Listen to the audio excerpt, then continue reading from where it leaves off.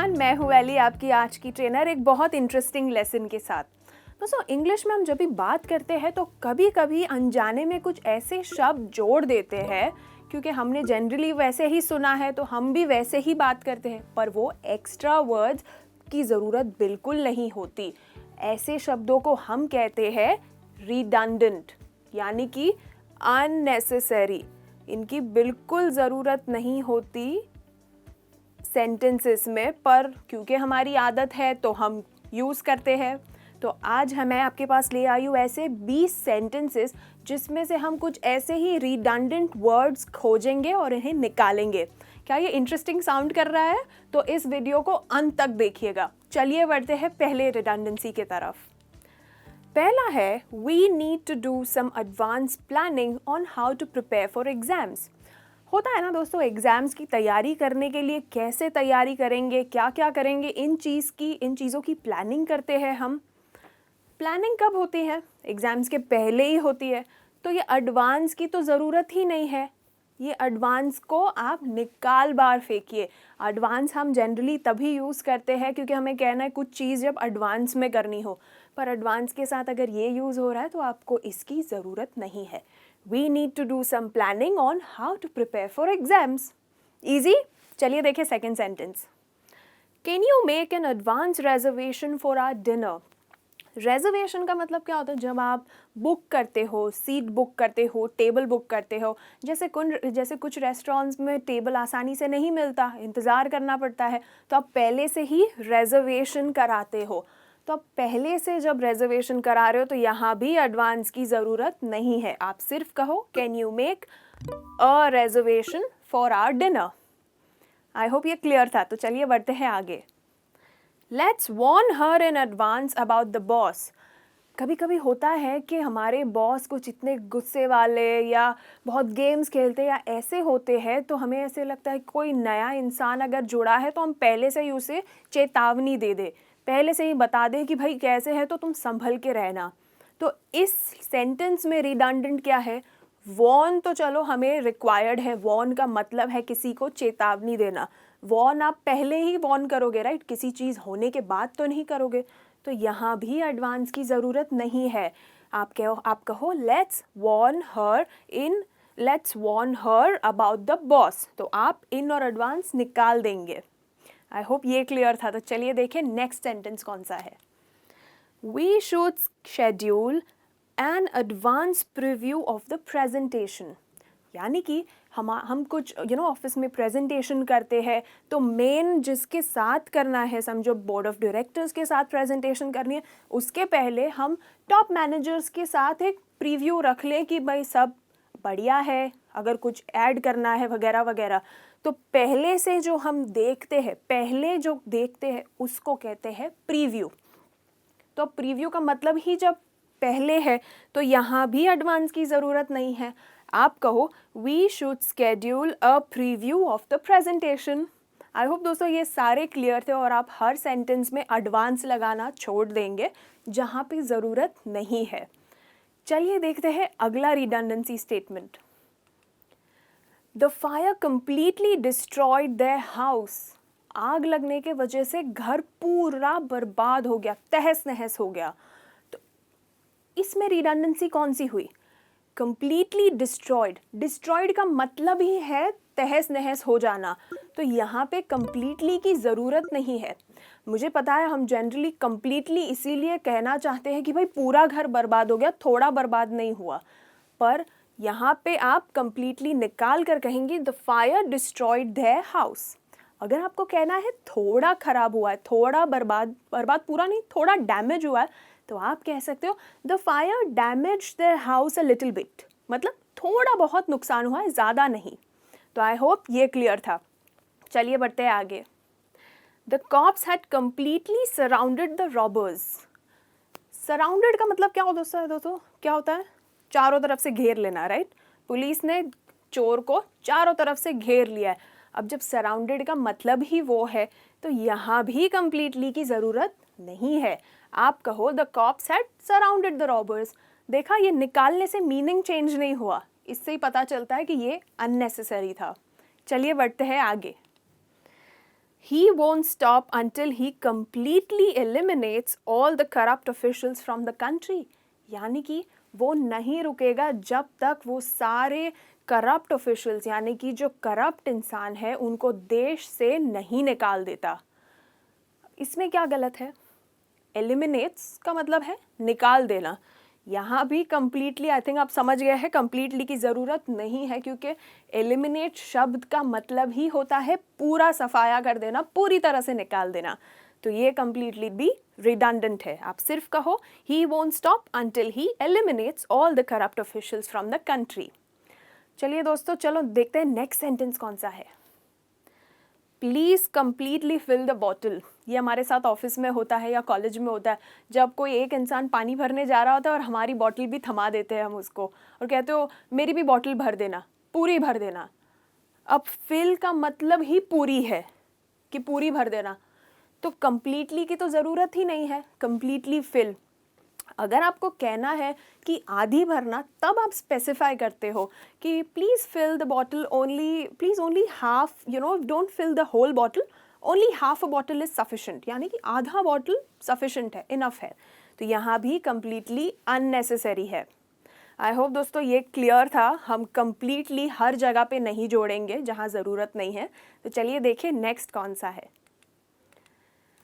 From my past experience, you shouldn't trust anyone from that company. यानी कि मेरा तजुर्बा है, मेरा एक्सपीरियंस है कि आपको उस कंपनी में किसी पर भरोसा नहीं करना चाहिए। एक्सपीरियंस तो दोस्तों पास्ट में ही, ये यहाँ पे जब हम बोल रहे हैं तो एक्सपीरियंस में पास्ट की एक्सपीरियंस की बात हो रही है, पर पास्ट कहना ज़रूरी नहीं है, क्योंकि अगर आप कहोगे from my experience you shouldn't trust anyone from the company, उसका मतलब भी वही है कि मेरे तजुर्बे से आपको किसी पर भरोसा नहीं करना चाहिए।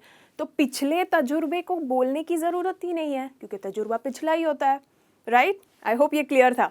चलिए देखते हैं next sentence. My past memories with him don't matter any मोर।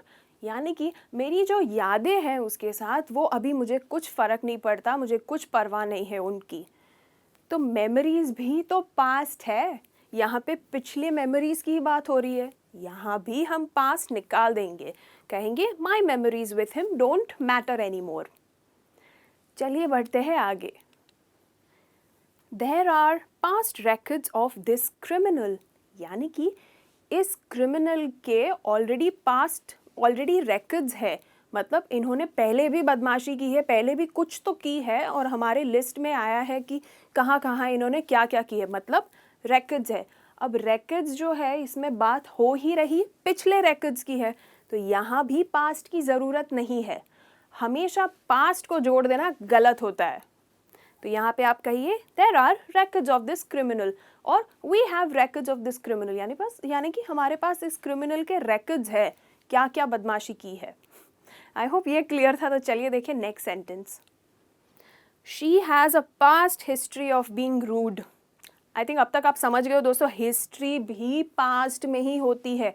बीते हुए कल को आप हिस्ट्री कहते हो, तो पास्ट यहाँ भी ज़रूरत नहीं है। आप कहो she has a history of being rude, यानी कि वो वैसी वो जानी जाती है बहुत रूड होने के लिए। वो हिस्ट्री है, सबको पता है कि वो ऐसी ही है।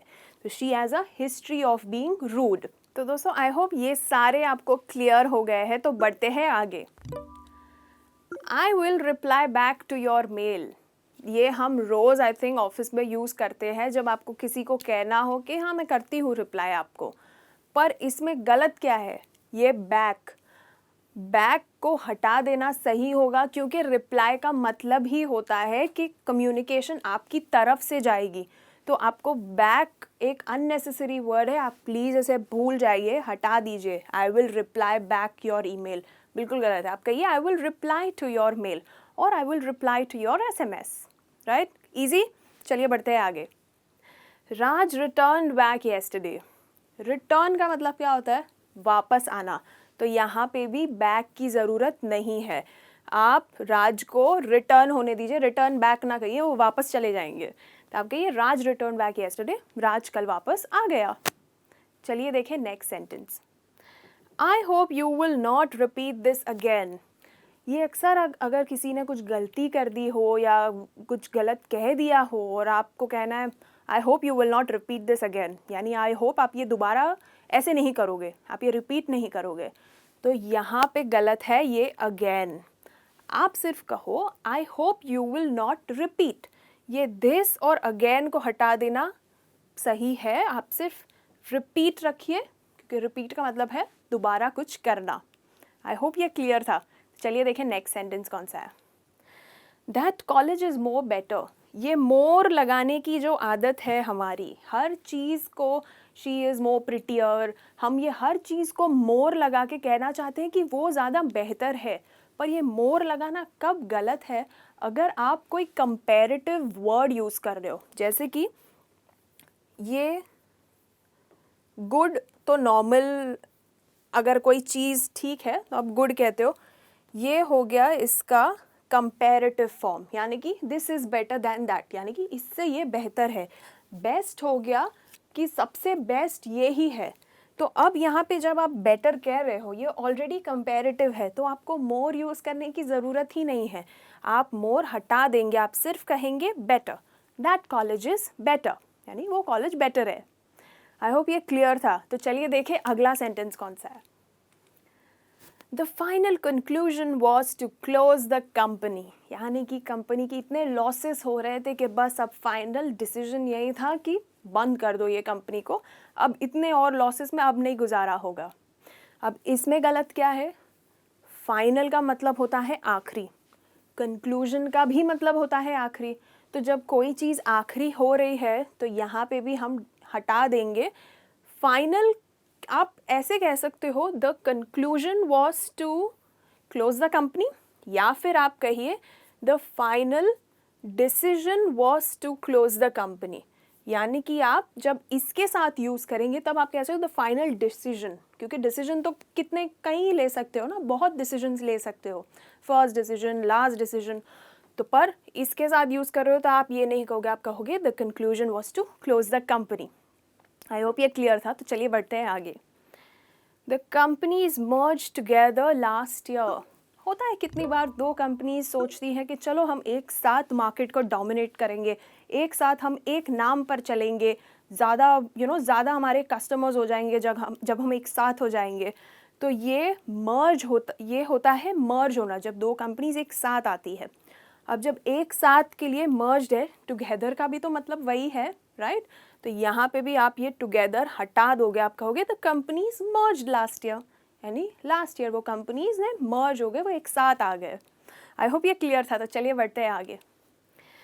If all of us cooperate together we will succeed. कितनी बार होता है हमारे ऑफिस में कि हमें एक साथ में काम करना है, अगर सब मैं ही बड़ी हूँ या मेरा ही चलेगा ऐसे करेंगे तो हम आगे नहीं बढ़ पाएंगे। तो अगर हम सब कोऑपरेट करें तो हम आगे बढ़ सकेंगे। तो यहाँ पे कोऑपरेट यानी कि आपस में एक साथ में चलना, यहाँ पे भी टुगेदर गलत है, अननेसेसरी है, इसे निकाल दीजिए। आप कहिए if all of us cooperate we will succeed, या आप कह सकते हो if all of us work together. तो टुगेदर को आप वर्क टुगेदर ऐसे कह सकते हो, यहाँ पे सिर्फ कोऑपरेट। आई होप ये क्लियर था। चलिए देखिए नेक्स्ट सेंटेंस कौन सा है। Could you repeat that again please. कई बार होता है अगर किसी ने कुछ पहली बार बोल दिया हो और हमारा शायद ध्यान नहीं था या समझ नहीं आया या बहुत कुछ कह दिया, तो हम उसके कहते हैं दोबारा एक बार रिपीट कर दोगे क्या, दोबारा कह दोगे क्या, प्लीज़ कहो दोबारा। तो ये रिपीट का मतलब है दोबारा।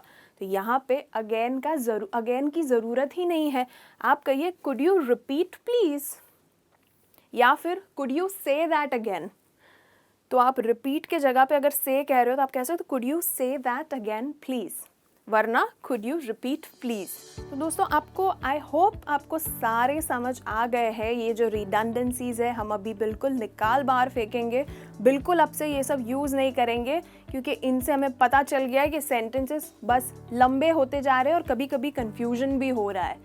तो अब आप क्या करेंगे, आप इस वीडियो को लाइक और शेयर करेंगे अपने दोस्तों के साथ, ताकि सबको समझ आए कि ये रिडंडेंसीज अवॉइड करनी चाहिए। और मुझे कमेंट में बताइए कि आप इनमें से कौन से ज़्यादा रिडंडेंसीज हर रोज़ यूज़ करते हो। और आपको और क्या चीज़ सीखनी है वो भी मुझे कमेंट में बताइए ताकि मैं वो लेसन्स आपके पास ले आऊँ। तब तक के लिए take care and keep learning English. Bye.